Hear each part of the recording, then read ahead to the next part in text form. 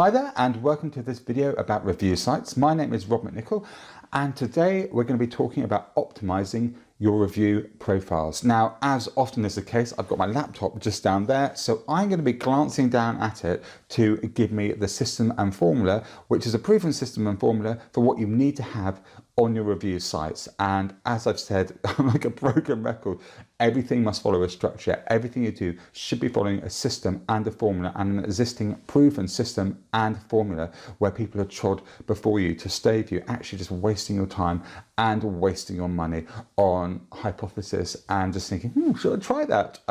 No, you shouldn't. You should actually go ahead and follow some set systems. Really, please just do this. Please do this. Anyway, let's crack on with this before I get overly excited trying to convince you about the benefits of systems and talk about optimizing your review profile. So, first thing you want to do is you want to claim your listing. And by claim your listing, when you go into Google and type in your business plus review and you see any reviews, if you haven't already claimed your listing, claimed your Google My Business for this, and we'll talk about Google My Business in the next few videos, then you have no control over being able to respond to these reviews and actually do anything about any reviews that are coming into your business. Similarly, on Yelp, you need to claim your listing. So the next thing you want to do is you want to add your name, address, phone number, NAP. Now you may remember me talking about this when we were talking about your website about 8 or 9 videos ago, but it's very important that you have your name, address and phone number in there and that it's consistent.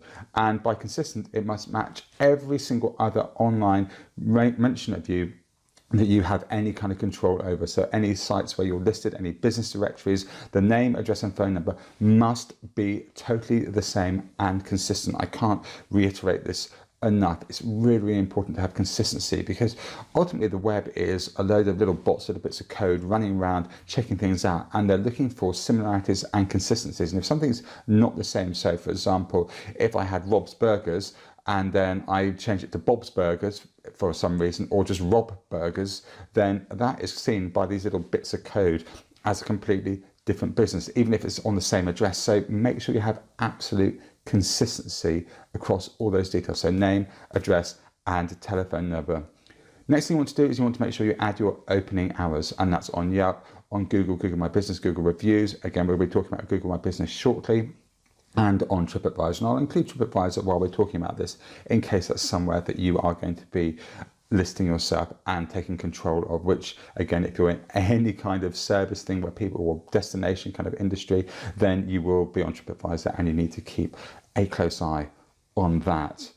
Next, number 3, you want to complete all your other business information. Now this varies from site to site, but typically this will be items like we talked about, like your phone number, any kind of, it might be pricing, so not necessarily saying the actual amount, but some of these sites have like pound symbols to give an indication of how expensive you are as a venue. Any other information, like do you have parking, is it walk-in or is it just a head office? There's loads of different bits of information, but it will vary from site to site. But make sure you complete every single element that they allow you to complete and complete it to the fullest and use it as an opportunity. Now, jumping back to some of our earlier videos when we were talking about positioning and marketing to your ideal customer, this is a great opportunity if there are any descriptions or other bits of information you can add in there to include your positioning statements in there, so you're really calling out to the right people. So if people are looking for reviews, they find your page on Yelp or Google or TripAdvisor, the first thing they're going to be hit with, apart from the reviews, is your description. And if your description is calling out to your ideal customer,